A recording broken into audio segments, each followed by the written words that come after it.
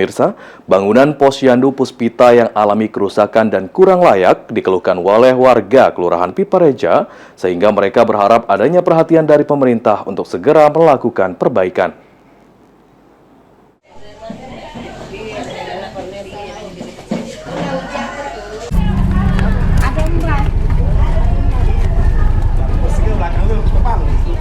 Posyandu Puspita yang berlokasi di Jalan Meranjar Raya Pipareja terlihat mengalami kerusakan.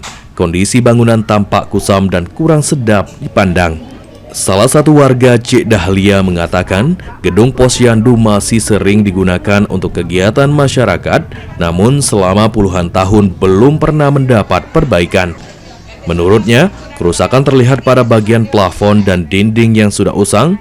Selain itu, fasilitas toilet umum juga dalam kondisi kurang layak digunakan. Tidak pernah ini, terus nimbang bayi, datu lansia di sini galau. Ini yang rusak itu apa tuh? Plafon, atap-atapnya ini kan banyak bolong sudah. Itu nah. Ini lantai. Bisa direhab nih. Iya, kalau iya dinding, taruhlah kalau dinding itu dicat baik ya. Cuman rehab lah istilahnya tuh, kami tuh minta rehab baik. Soalnya kan gitu kalau ada kunjungan ndak enak nyengoknya kan. Kapan nyotingnya Cak TV kakek. Nah, itu roboh kan. Sementara itu, Sekretaris RT 17 Hairudin mengungkapkan jika pihaknya sudah beberapa kali mengajukan permohonan renovasi kepada pihak kelurahan, namun hingga saat ini belum ada realisasi perbaikan.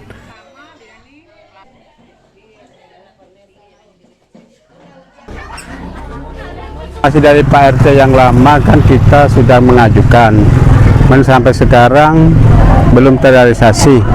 Ya kami ya berharap ya secepatnya kan, apalagi gedungnya itu agak sudah kan ya. Ada beberapa bagian rusak ya? Bagian yang rusak ya. Itu plafonnya itu. Plafonnya sama di belakang itu ada WC ya. WC-nya juga kita buat untuk iya, di belakang.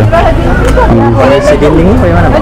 Dindingnya kurasa palingnya dicat ya, dicat ulang supaya kelihatan bagus itu, dicat ulang ya. Dinding-dinding itu masih kokoh kalau dinding itu ya.